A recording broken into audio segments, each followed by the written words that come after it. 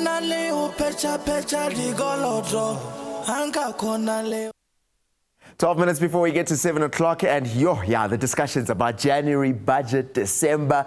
Someone is even saying, I didn't stick to my January budget because I didn't stick to my December budget. Yeah, it's a tough time, but we all know January is definitely the most intense month of the year. And the truth be told is that it's not always because of reckless spending in December. The reality is that inflation is high and our salaries is just not likely to cover everything that we need. Those who are breadwinners are feeling the strain the most. And this morning on TMS, we're joined by Babalwa Nongenge, who is a seasoned financial services professional. She will be talking to us about viable ways to avoid those financial mistakes that we seem to be doing time and time again and survive this long month of January. Babalwa, thank you so much for being with us here on the morning show. Thank you for having me, Khosi. January seems like a really long month. And I mean, you heard even in the responses with some of our viewers talking about, they're struggling through the January month. Some of them saying, COVID taught me to have to stick to my budget. Why is it so difficult that we stick to our budget specifically in January? I think January is after December. I think one of the viewers did say that the reason that they can't stick to their January budget is because in December, that's the time we all let our hair down. There's a lot more festivities, there's gathering of family, everyone's on leave, children get hungry 13 times a day and they're not at school. And so that spills over into January where most of the bills are due. The transport for the kids is due, school fees and uniforms, because children grow like crazy. And so that's why it seems like a collision, if you will, of the month of vacation and the month where life reverts back to normal again. Yeah, and I think that switch is so real. I mean, what you're saying is suddenly the kids are at home and they're eating so much more, and then suddenly the next month the kids need the stationery, books and the covering and all the material that's related to that. What are some of the things that we could do to make sure that we stick to our budgets for January? I mean, we're almost at the end of it, but I think it's easy for this concept of January to spill into February and only recover in like March. So what would you say are some of the things that we could do to make sure that we stick to our budgets in the month of January? I think we need to start putting a lot more effort into planning for January, maybe similar to what we do when we plan for our holidays in December. So for example, if you've got a stock file that's paying out, maybe split the payouts between January and December so that you don't get to January and there's nothing at all. Secondly, plan in the sense that make it a calendar reminder that every January you're going to call your car insurance, for example. It is more difficult for service providers to acquire new customers, and so they would rather keep you as a customer. It's the same thing if you're in debt. Don't be scared to call the people that you owe and say to them, I'm in a little bit of trouble. I can't pay you 500 rands, but perhaps I can do 300 rands. Yeah. That's better than running away. And if you save 100 rands on insurance for a whole year, that's 100 rands right now, but after 12 months, that's 1,200 rands, which if you put aside with interest, that can help towards your next January's expenses. So things like insurance, things like Wi-Fi at home, if you still have a contract, I would suggest that people move rather to a more pay-as-you-go solution, because those do tend to run away with you, particularly over the holidays. So it would be something that someone can do right now to kind of say, I am feeling the pressure of January, for example, or whatever it is, to actually call my insurance and say, hey, let's review how much I'm paying instead of canceling. Because if I think about it, I'm not keen to call them and say, hey, let's review it. I feel like the next time I call them, it's either to cancel or I just suffer through the payments. There's higher risk in cancelling because if something happens, you're completely exposed. And like I said, service providers find it more difficult and more expensive to get a new customer than to keep the one that they've got. Because they know that if you say to them, I can't afford, you're likely going to call the next service provider who might give you a cheaper price.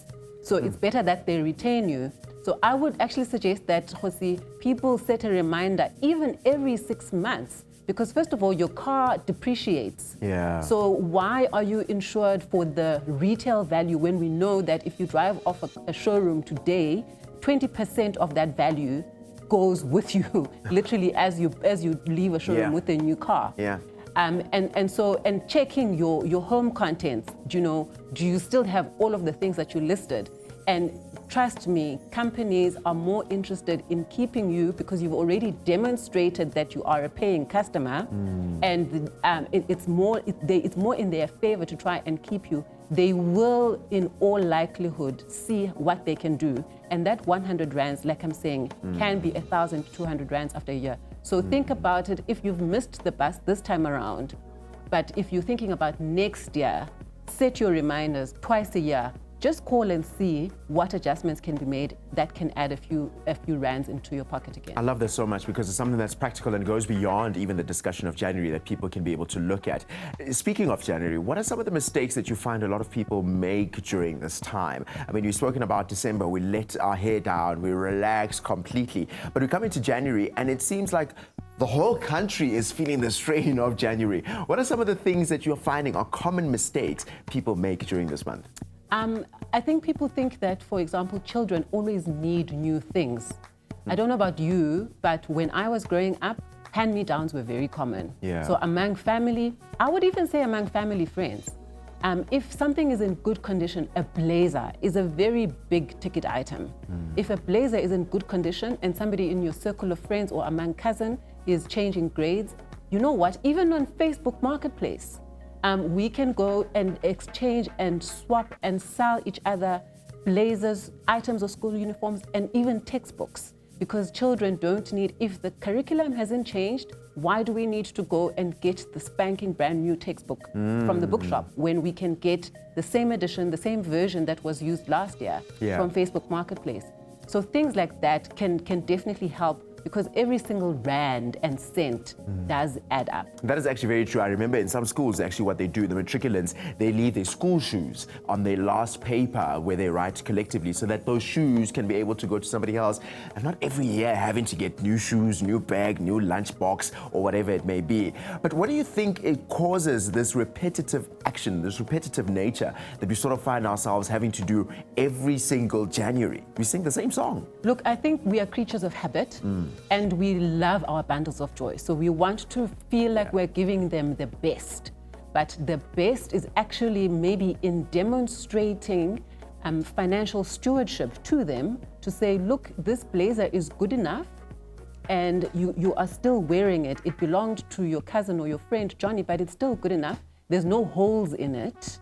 And that's something that will always stay with the child, that they will also, when they grow up, not spend frivolously, because as a parent, you've demonstrated it to them. That is actually very good. Now, in terms of, the budget that we're speaking about, now somebody else could be thinking, oh man, January budget, I definitely didn't think about it. I always in January budget for the year, but I'm not planning for January.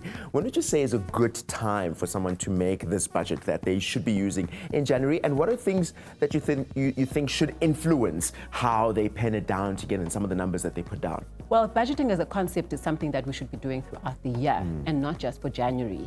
And actually, somebody who is used to budgeting throughout the year doesn't struggle so much because they've developed that muscle from doing budgeting, from tracking their expenditure each and every year. You might find, for example, that the thing that affects you, you think is affecting you in January, maybe when you look closely at your bank statement, there's those unauthorized debit orders that you just have not been noticing. But if you're somebody who's been tracking and who's been seeing every month what's going on, the 99 rands, 89 cents that's been going off, that's a few hundred rands that can contribute to your January budget. And so develop the right kind of habits. That's what I would advise people. I know it's not the most glamorous, it's not the most sexiest thing you do, but those little exercises save you not just during the year, but they save you during January as well. Also, let's leverage, we are very good at stokvels, groups, clubs as South Africans. If we can club together for lunchbox provisions, because children, again, seem to be a big theme. Let some of our payout go towards lunchbox provision, juices. Then juices sorted. Then you only just concentrate on the perishables, on the fresh things, your bread, your cheeses, etc. And it eases that load of all those things that you'd want to buy. Paola, thank you so much for your time, man. I'm sure this conversation is one that could go on for so long, because there's conversations like, oh man, I blew it. Do I go to Mashonisa for money? The savings stuff that's coming up in January. where everybody's trying to save over the 52 weeks and so many other things. So thank you so much for your time this morning. It's a pleasure. That is an absolutely brilliant conversation we've been having, talking about all things January budget and making sure that we draft it better as we go into the next year, and maybe even consider it for the rest of this year and not just keep it limited to January. We still have so much more coming up right here on The Morning Show. Stay with us.